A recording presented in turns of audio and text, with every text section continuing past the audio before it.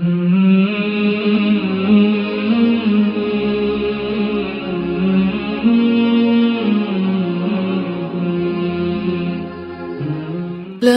الہ الا اللہ محمد رسول اللہ نحمده ونصلی علی رسولہ الکریم اما بعد فاعوذ باللہ من الشیطان الرجیم بسم اللہ الرحمن الرحیم رب اشرح لی صدری ویسر لی امری واحلل عقدۃ من لسانی یفقهوا قولی اذا سألک عبادی عنی فانی قریب اجیب دعوت الداعی اذا دعان فلیستجیبوا لی ولیؤمنوا بی لعلہم یرشدون۔ اور جب میرے بندے آپ سے میرے بارے میں سوال کریں تو کہہ دیجئے بے شک میں قریب ہوں، میں پکارنے والے کی پکار کا جواب دیتا ہوں۔ جب وہ مجھے پکارے تو ان کو چاہیے کہ وہ بھی میرا حکم مانیں اور مجھ پر ایمان رکھیں تاکہ وہ ہدایت پا جائیں۔ عرفہ کے دن کی فضیلت، قرآن مجید میں اس دن کی عظمت کا ذکر کیا گیا ہے۔ والسماء ذات البروج والیوم الموعود وشاہد ومشہود، قسم ہے برجوں والے آسمان کی اور اس دن کی جس کا وعدہ دیا گیا ہے، اور حاضر ہونے والے کی اور جس کے پاس حاضر ہوا جائے، یعنی وشاہد ومشہود، اور مشہود سے مراد عرفہ کا دن ہے جس میں سب لوگ ایک جگہ پر حاضر ہوتے ہیں۔ بسم اللہ الرحمن الرحیم والسماء۔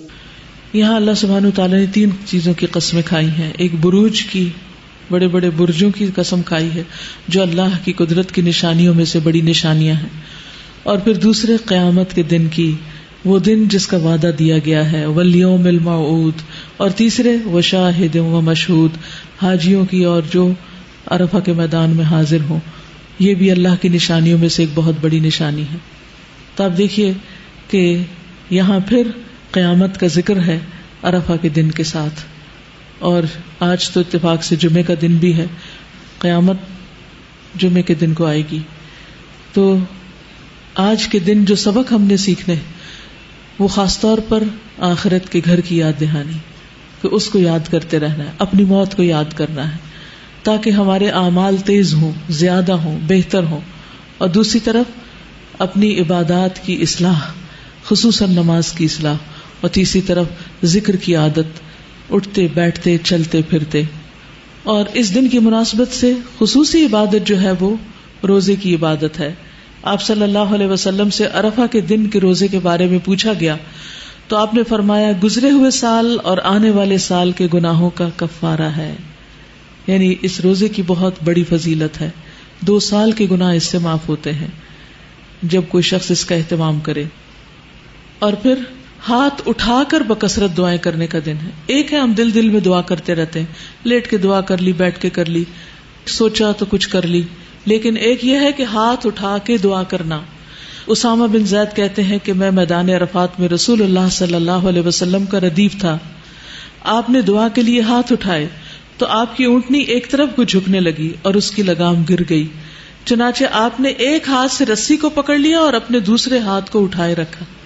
یعنی آپ نے عرفہ کے دن جتنی دعائیں بھی کی وہ ہاتھ اٹھا کے کی، حتیٰ کہ جب آپ کی اونٹنی کی لگام گر گئی تو آپ نے اس کو بھی ایک ہاتھ سے پکڑا، دونوں ہاتھ نہیں لگائے، اور ایک ہاتھ اٹھائے رکھا۔ اور پھر یہ ہے کہ دن کی روشنی سے اندھیرا آنے تک اللہ کا ذکر کرنے کا دن ہے، یعنی مسلسل ذکر کرنے کا۔ اگر آپ لوگوں کو آج موقع ملے تو عصر سے مغرب تک خصوصی طور پر بیٹھ کے اللہ کا ذکر کریں اور دعائیں کریں۔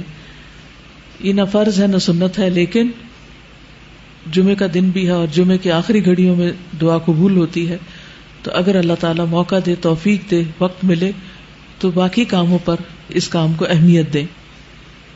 نبی صلی اللہ علیہ وسلم قصواء پر سوار ہو گئے، حتیٰ کہ مقام وقوف پر تشریف لائے، اپنی اونٹنی قصواء کا پیٹ پتھروں کی طرف کر دیا، یعنی وہیں رکے رہے، یعنی پہاڑوں کی طرف منہ کر لیا، اور جبل المشات کو جو کہ ریت کا بڑا ٹیلا تھا اپنے سامنے کیا، قبلہ رخ ہوئے اور پھر وہیں رکے رہے حتیٰ کہ سورج غروب ہو گیا۔ اتنی دیر تک دعائیں کی اور ٹکیا کے غائب ہو جانے کے بعد کچھ زردی بھی ختم ہو گئی تو پھر آپ اس جگہ سے ہلے.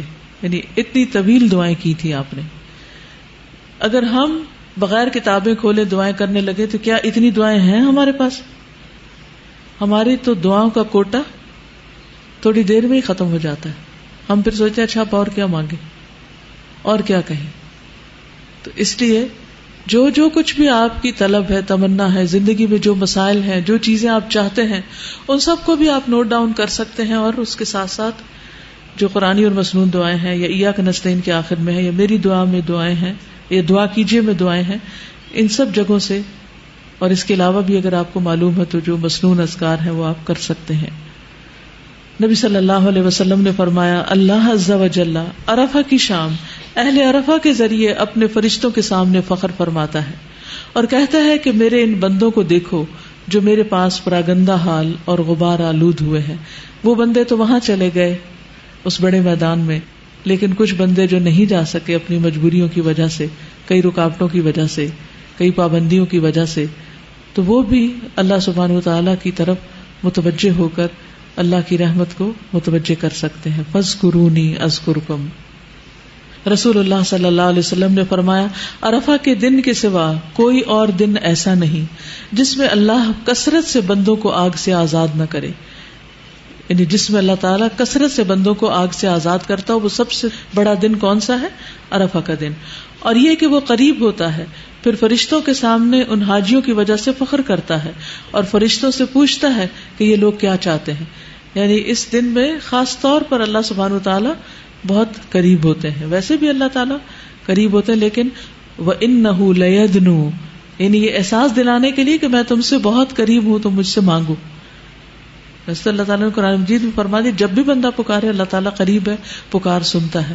لیکن اس دن کی خاص بات ہے کہ وہ اور زیادہ قریب ہے.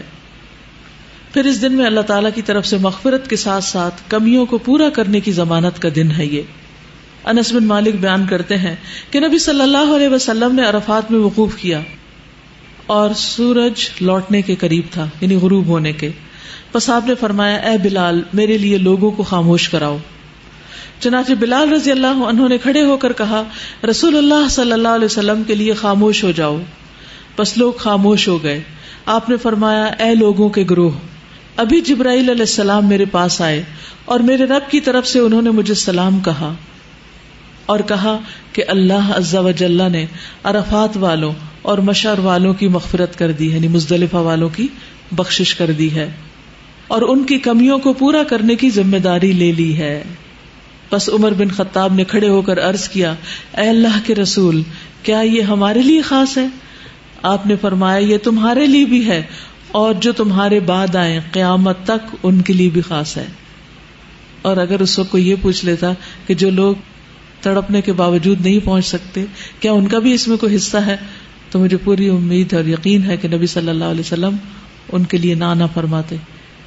تو اللہ سے اچھا گمان رکھیے اور دور ہوتے ہوئے اس میدان سے دل سے قریب رکھیے اور دعائیں کرتے رہیے.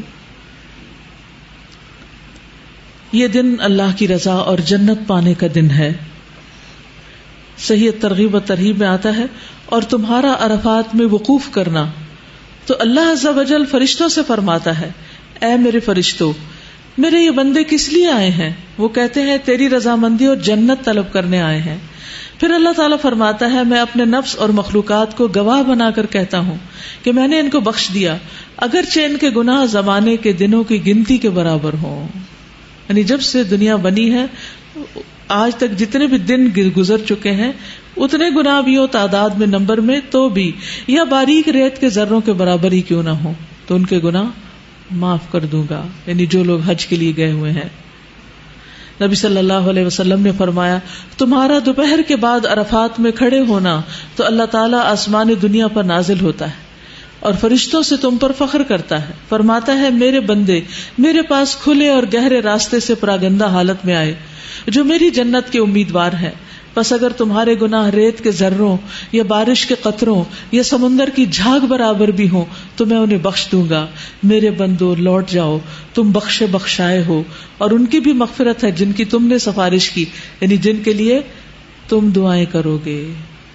ان کو بھی بخش دوں گا. تو گویا حاجیوں کی دعائیں قبول ہوتی ہیں, وہ جن کے لیے بخشش کی دعائیں کریں ان کی بھی بخشش ہو جاتی ہے.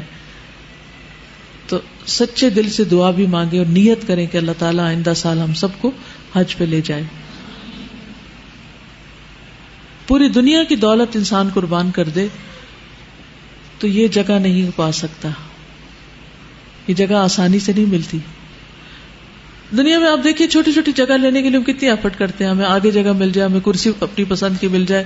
خاص طور پر جو لوگ میچز وغیرہ دیکھتے ہیں یا کہیں ڈرامے دیکھ رہے ہوتے ہیں یا اپنی پسند کی کوئی چیزیں, تو اس وقت وہ کتنا زیادہ کانشیس ہوتے ہیں اپنی سیٹنگ کے بارے میں. بعض لوگ ہزاروں روپے خرچ کر کے اچھی جگہ اپنی سیٹ بک کراتے ہیں. تو سوچئے عرفات کے میدان کی سیٹ بکنگ کے لیے اگر کچھ خرچ کرنا پڑے تاکہ سارے گناہ معاف ہو جائیں, تو اس سے بڑا کامیاب سودا اور کیا ہو سکتا ہے. تکبیرات.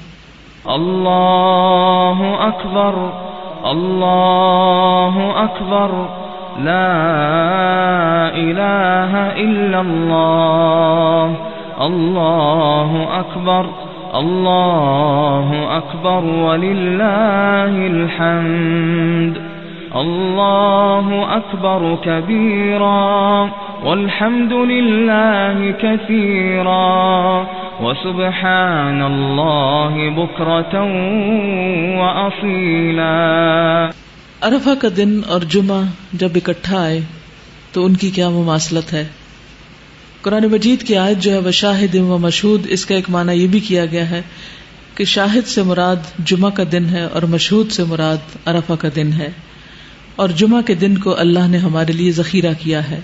یہ صحیح الجامع کی روایت ہے کہ شاہد جمعہ کا دن اور مشہود عرفہ کا دن. سورۃ البروج کی آیت وشاہد و مشہود, آیت نمبر 3. اس دن جب عرفہ اور جمعہ اکٹھا ہوا تھا تو دین کی تکمیل ہوئی تھی. یعنی عرفہ کا دن اپنی جگہ, جمعہ کا دن اپنی جگہ اہمیت کا حامل, لیکن جب سونے پہ سہاگا ہو جائے اور ایک دن کے ساتھ دوسرا بھی ساتھ شامل ہو جائے, 2 in 1 ہو جائے, اور بھی زیادہ اہمیت ہو جاتی ہے. عمر بن خطاب سے روایت ہے کہ ایک یہودی نے ان سے کہا, اے امیر المؤمنین, تمہاری کتاب میں ایک آیت ہے جسے تم پڑھتے ہو, اگر وہ ہم یہود پر نازل ہوتی تو ہم اس کے نزول کے دن کو عید بنا لیتے. آپ نے پوچھا وہ کون سی آیت ہے؟ اس نے جواب دیا, الیوم اکملت لکم دینکم واتممت علیکم نعمتی ورضیت لکم الاسلام دینا. آج میں نے تمہارے لیے تمہارے دین کو مکمل کر دیا اور اپنی نعمت تم پر تمام کر دی. یعنی سب سے بڑی نعمت مل گئی کہ پورا دین ہمیں ملا, اور تمہارے لیے دین اسلام کو پسند کیا. عمر رضی اللہ عنہ نے فرمایا کہ ہم اس دن اور اس مقام کو خوب جانتے ہیں. جب یہ آیت رسول اللہ صلی اللہ علیہ وسلم پر نازل ہوئی اس وقت آپ عرفات میں جمعہ کے دن کھڑے ہوئے تھے.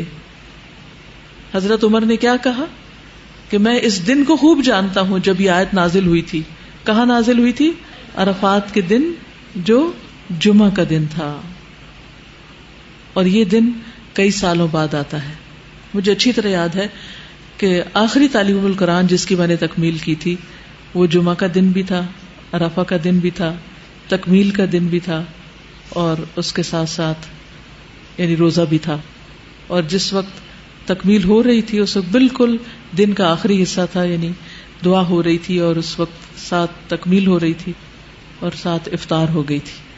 تو اور اس میں کچھ بھی پلان نہیں کیا تھا, یعنی جب کورس شروع ہوا تو دور پار بھی خیال نہیں تھا, حتیٰ کہ آخری مہینے کے آخری ہفتے میں بھی یہ خیال نہیں آیا کہ یہ سب کچھ اللہ تعالیٰ اکٹھا کر دیں گے. تو یہ سب کچھ جب اکٹھا ہو گیا تو پھر واقعی دل سے اللہ کا شکر ادا کیا, کیونکہ انسان چاہے بھی تو اپنی مرضی سے ان چیزوں کو اکٹھا نہیں کر سکتا کہ اس کے قرآن کی تکمیل بھی ہو, لوگ بھی جمع ہوں, اجتماعی دعا بھی ہو رہی ہو, اور پھر روزے سے بھی ہو انسان, اور اس کے ساتھ ساتھ جمعہ بھی ہو اور عرفہ بھی ہو. تو یہ اللہ سبحانہ وتعالیٰ کی بہت بڑی نعمتوں میں سے ایک نعمت ہوتی ہے, اور اللہ تعالیٰ ہمیں ان نعمتوں پر شکر گزار بنائے اور ہمیں بار بار ایسے مواقع عطا کرے.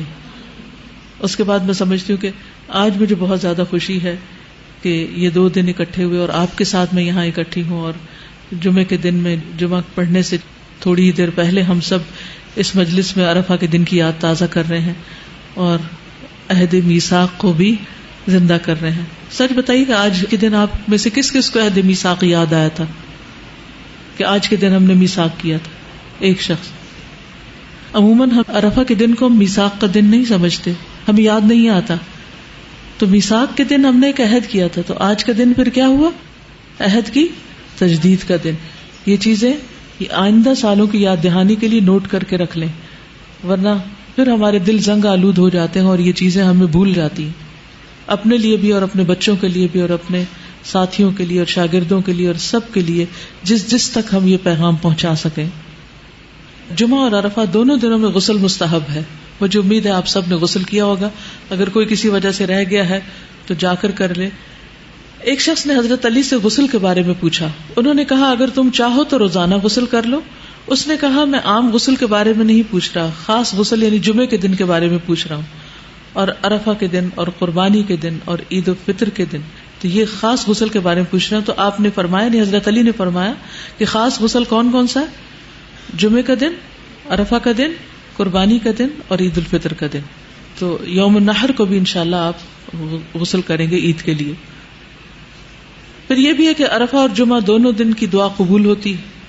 جبریل علیہ السلام نے نبی صلی اللہ علیہ وسلم کو بتایا اس جمعہ میں ایک ایسی گھڑی ہے کہ جو بندہ اس میں اپنے رب سے خیر کی دعا مانگے, جس کا وہ مستحق ہو تو وہ اس کو نواز دے گا, یا وہ کسی شر سے پناہ مانگے اور اس شر سے بھی بڑے شر سے اس کو دور کر دیا جائے گا.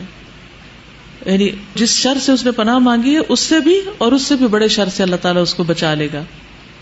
فَوَقَاهُمُ اللَّهُ شَرَّ ذَلِكَ الْيَوْمِ, اللہ ہم سب کو آخرت کے دن کے شر سے بچا لے, اور اس کو آخرت میں ہم یوم المزید کہیں گے.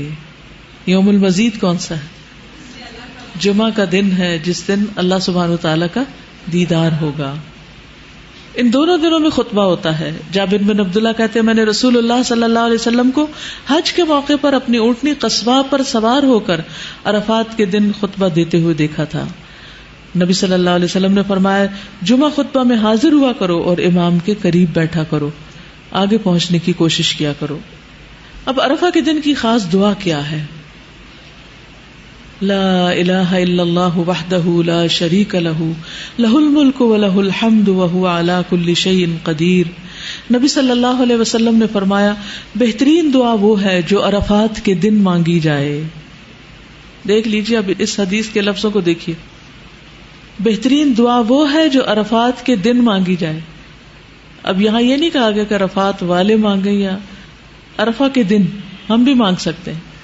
اور بہترین دعا وہ ہے جو میں نے مانگی اور مجھ سے پہلے نبیوں نے مانگی, اور وہ ہے لا الہ الا اللہ وحدہ لا شریک لہ لہ الملک ولہ الحمد وہو علی کل شیء قدیر, کہ اللہ کے سوا کوئی معبود نہیں, وہ اکیلا ہے, اس کا کوئی شریک نہیں, اسی کی بادشاہت ہے اور سب تعریف اسی کے لیے ہے, وہ ہر چیز پر قدرت رکھتا ہے. 3 دفعہ پڑھیے لا الہ الا اللہ.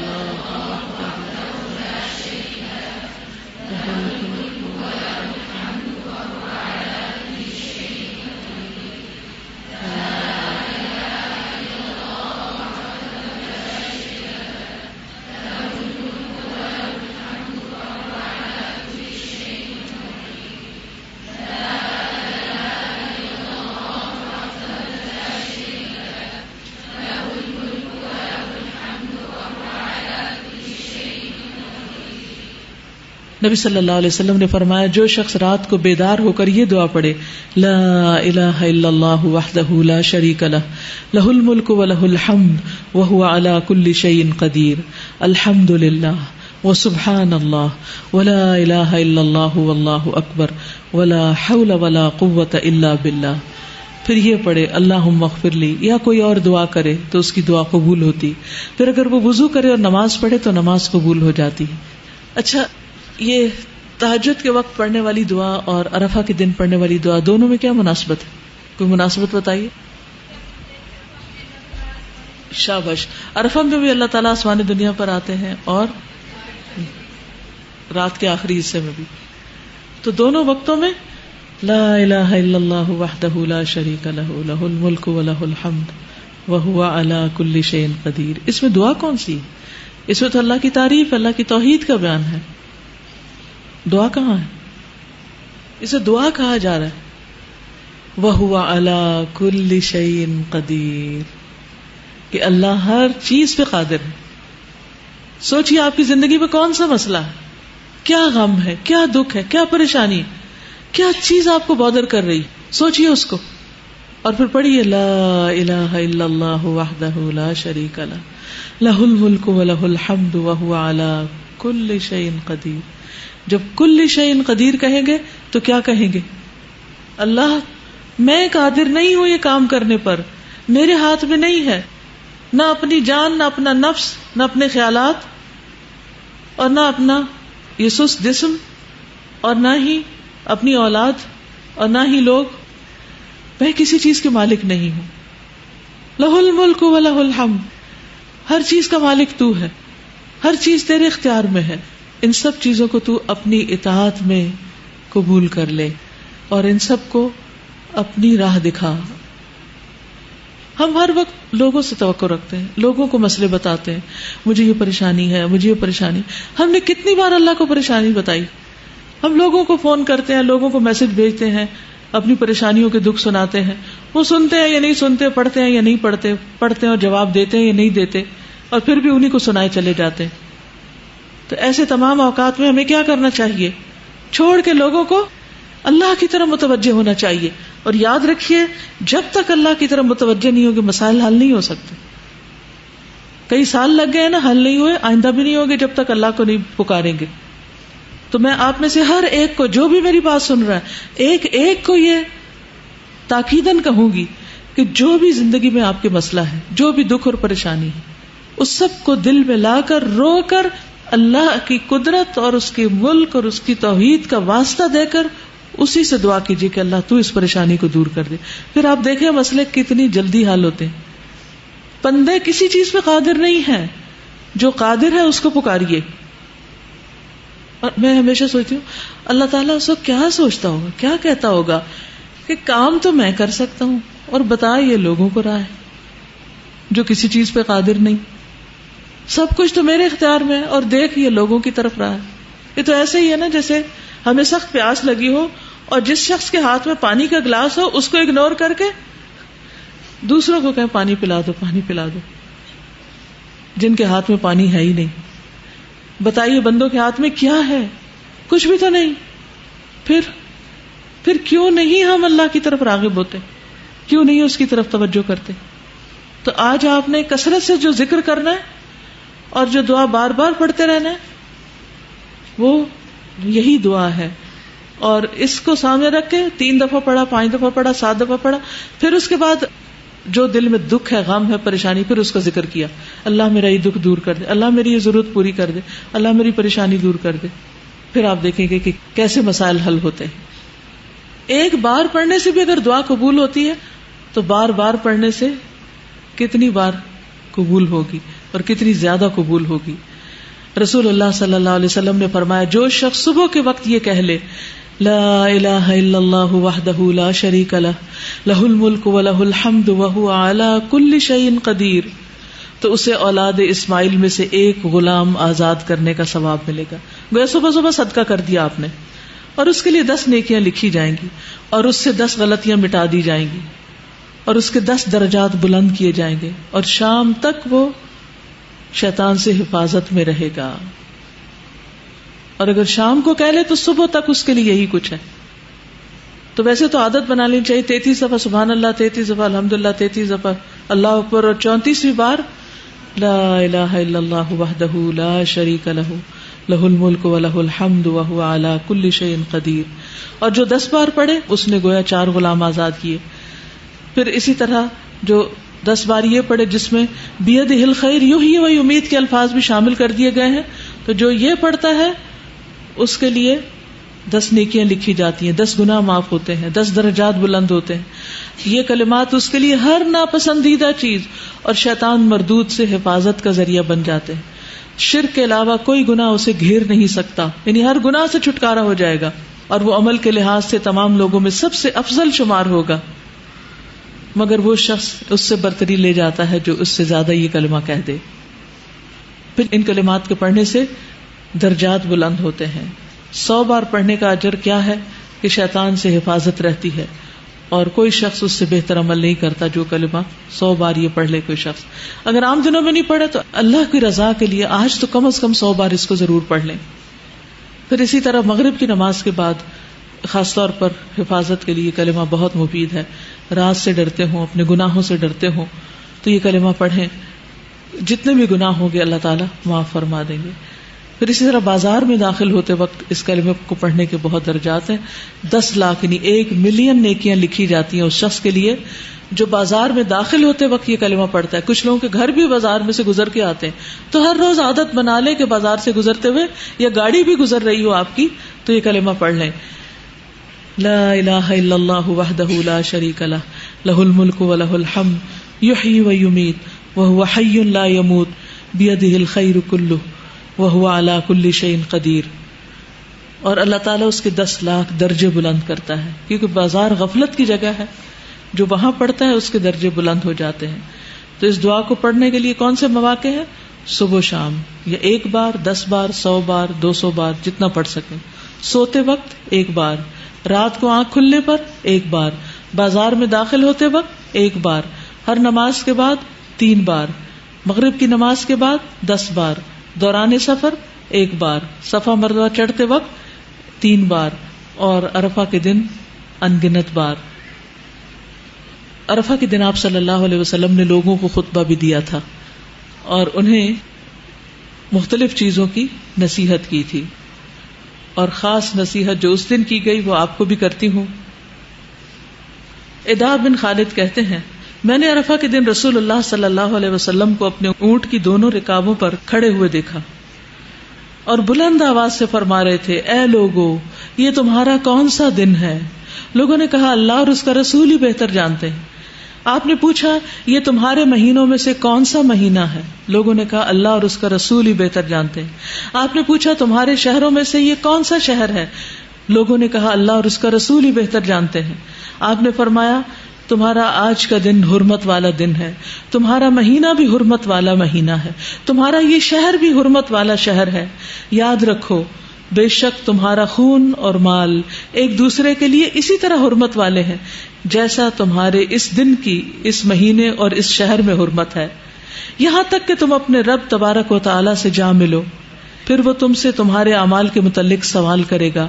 پھر نبی صلی اللہ علیہ وسلم نے آسمان کی طرف ہاتھ اٹھا کر کئی بار فرمایا، اے اللہ تو ان پہ گواہ رہنا، اے اللہ تو ان پہ گواہ رہنا۔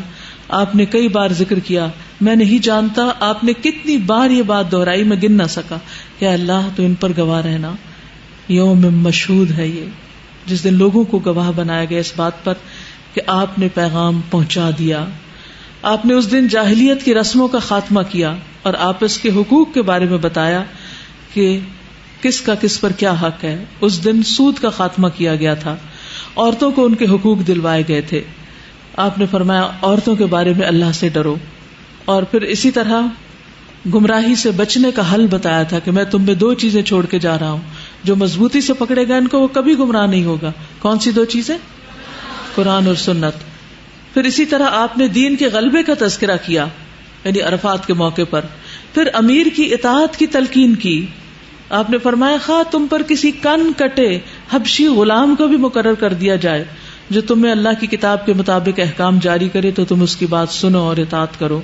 پھر آپ نے اپنے حوض کا بھی ذکر کیا، حوض کوثر کا، اور پھر بدعت سے بچنے کا حکم دیا، کیونکہ جو لوگ بدعت کریں گے وہ حوض کوثر پہ نہیں پہنچ سکیں گے۔ پھر اسی طرح آپ نے ہر سال قربانی کرنے کی تلقین فرمائی، اور پھر آپ نے سب کے لیے دعائے مغفرت کی، اللہم اغفر لنا، اللہم اغفر لنا، اللہم اغفر لنا۔ تو آپ بھی سب کے لیے دعا کیجئے کہ اللہ ہم سب کو بخش دے۔ حارث بن عمر بیان کرتے کہ میں نبی صلی اللہ علیہ وسلم کے پاس آیا، آپ منا یا عرفات میں تھے، لوگ آپ کے گرد گھوم رہے تھے، یعنی آپ کے قریب تھے، اور آپ کا چہرہ دیکھتے تو کہتے یہ مبارک چہرہ ہے۔ میں نے عرض کیا، اللہ کے رسول صلی اللہ علیہ وسلم میرے لیے بخشش کی دعا فرمائیے۔ آپ نے فرمایا، اللہم اغفر لنا، میں گھوم کر پھر آیا، پھر عرض کی اے اللہ کے رسول میرے لیے بخشش کی دعا کیجیے. آپ نے پھر فرمایا اللہم اغفر لنا. میں گھوم کر پھر واپس آپ کے پاس حاضر ہوا، عرض کیا یا رسول اللہ میرے لیے بخشش کی دعا کیجیے. آپ نے فرمایا اللہم اغفر لنا.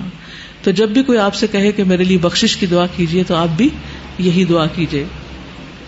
تو گویا یہ دن ایک بہت مبارک دن ہے، یہ گھڑیاں بہت مبارک گھڑیاں ہیں، اس لیے ان کی قدر کیجیے اور ان میں اپنے رب کو خوب خوب یاد کیجیے.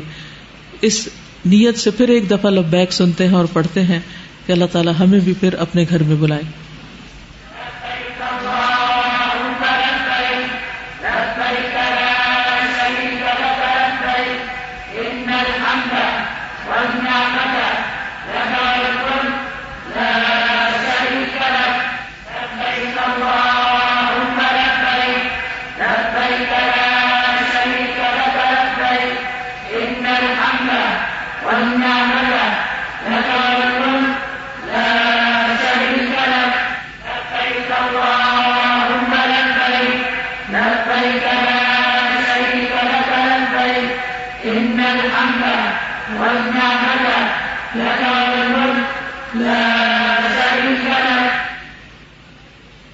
عرفہ کا روزہ.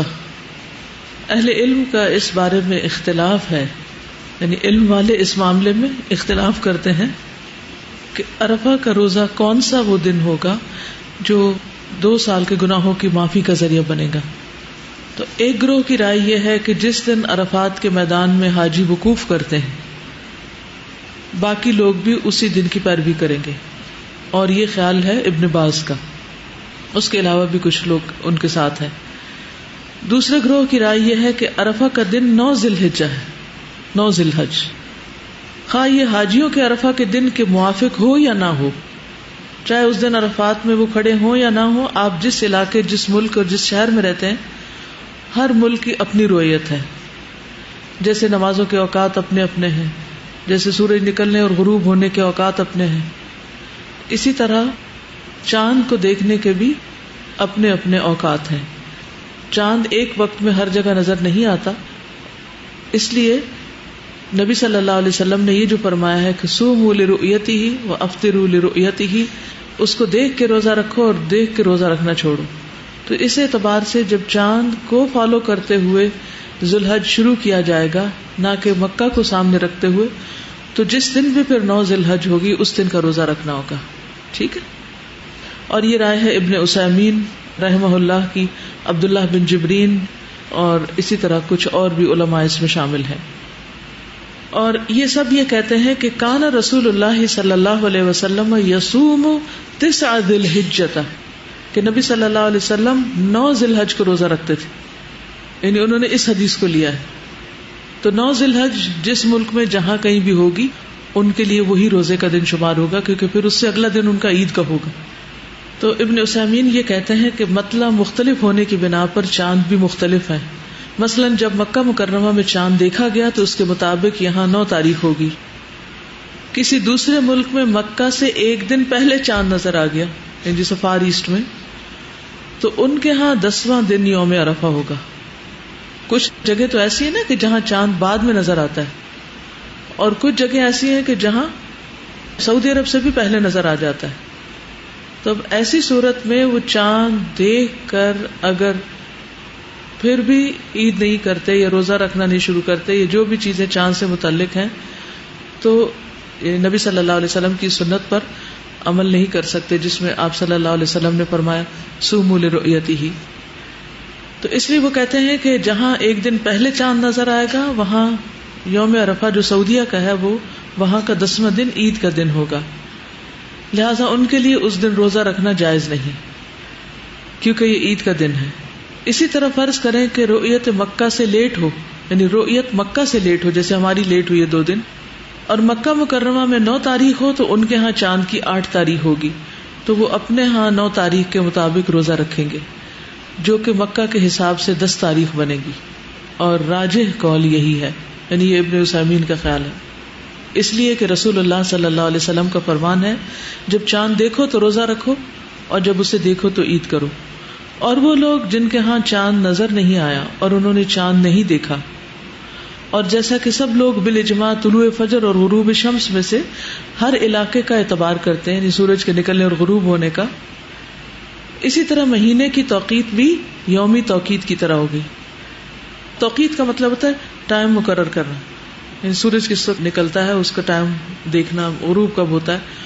کہتے ہیں کہ جس طرح یومی توقیت ہے ایسے ہی شہری توقیت بھی ہوگی. شہری ہوتا ہے مہینے کی، یعنی جس طرح ڈیلی نمازوں کے ٹائمنگز فرق ہیں ویسے یہاں کے اور کینیڈا کے، تو اسی طرح شہری یعنی منتھلی جو چاند کا دیکھنا ہے وہ بھی فرق ہو سکتا ہے. تو جہاں جیسے نظر آئے گا، جیسے سورج کے مطابق یا چاند کے مطابق جو عبادات ہوں گی اسی کو فالو کیا جائے گا.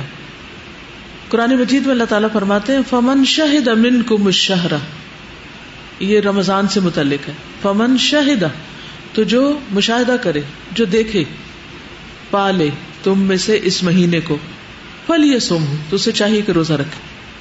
تو اس میں بھی شاہدہ کا لفظ کس بات کی دلیل ہے؟ شہادت، جو وٹنس، جو وٹنس کرے.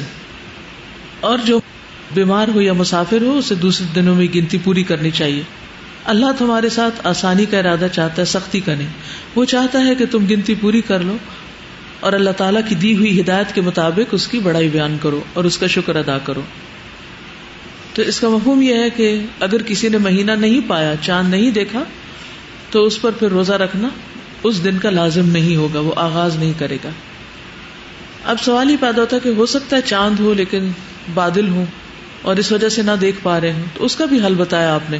بخاری کی روایت ہے صوموا لرؤیتہ وافطروا لرؤیتہ فإن غمی علیکم فاکملوا عدۃ شعبان 30. جب تم اس چاند کو دیکھو تو روزہ رکھو، جب اس کو دیکھو تو روزہ رکھنا چھوڑ دو. اور اگر تم پر بادل چھا جائے، غمی علیکم، غمام ہوتا نا بادل، فاکملوا عدۃ شعبان 30، تو شعبان کے 30 دن پورے کر لو، 31واں دن نہیں ہوگا. ٹھیک ہے. پھر یہ کہتے ہیں کہ قیاس بھی یہی کہتا ہے، یعنی یہ تو قرآن اور سنت سے دلیل تھی، قرآن سے آیت، حدیث آپ کے سامنے بیان کی، اور پھر قیاس.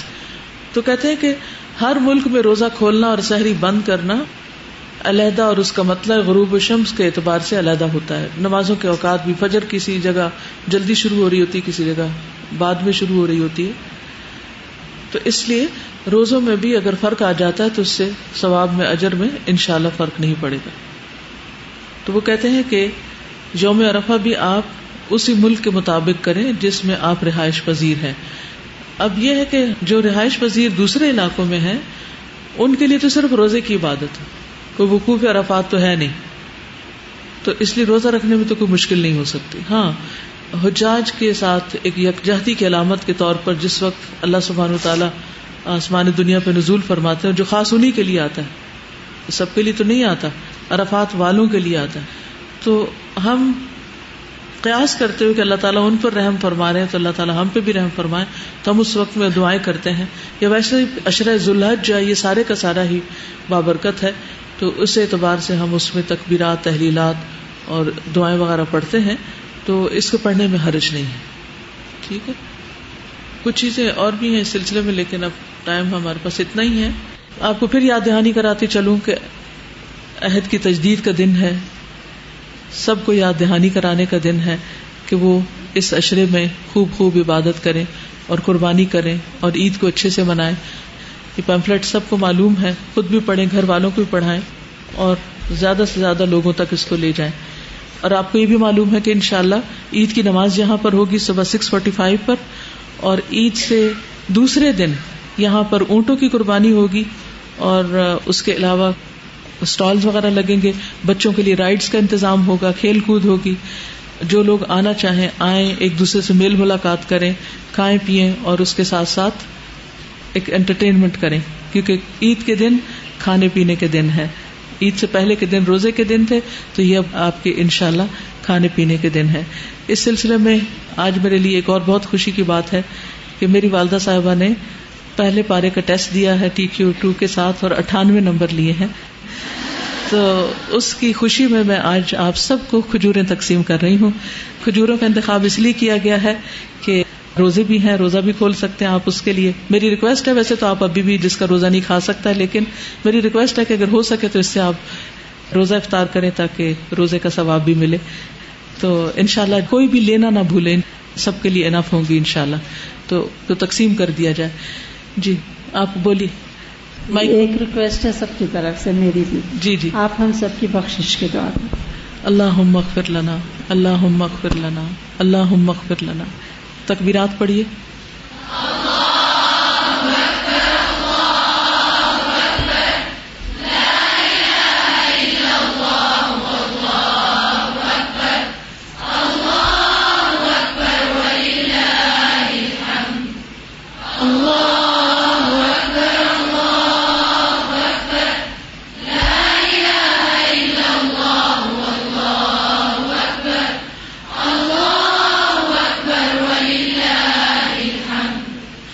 ایک دوسری بات یہ کہ آج انشاءاللہ فقہ القلوب کی کلاس ہوگی 2 بجے, تو یعنی آپ اپنے اسکیڈول میں رکھیے. کوئی کچھ کہنا چاہ رہا تھا, ہاتھ کھڑا کرتے. جی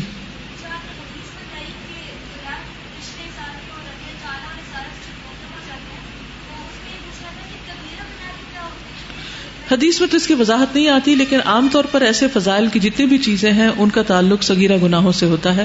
کبیرہ گناہوں میں تو کچھ پر حدود ہیں اور کچھ کا کفارہ دینا ہوتا ہے اور کچھ کے لیے سچی توبہ ضروری ہوتی ہے, شرط ہوتی ہے. ایسا کرتے ہیں ہم مجلس برخاست کرتے ہیں اور ساتھ ساتھ آپ کو تکبیریں لگا دیتے ہیں. لا الہ الا اللہ وحدہ لا شریک لہ والی لگائیے اور اپنا ذکر اپنا شروع کر دیجئے, کیونکہ جمعے کی تیاری بھی آپ کو کرنی ہوگی. جزاکم اللہ خیرا. اللہ تعالی ہمیں عمل کرنے والا بنائے. وآخر دعوانا ان الحمد للہ رب العالمین. سبحانک اللہم وبحمدک اشہد ان لا الہ الا انت استغفرک واتوب الیک. السلام علیکم ورحمۃ اللہ وبرکاتہ.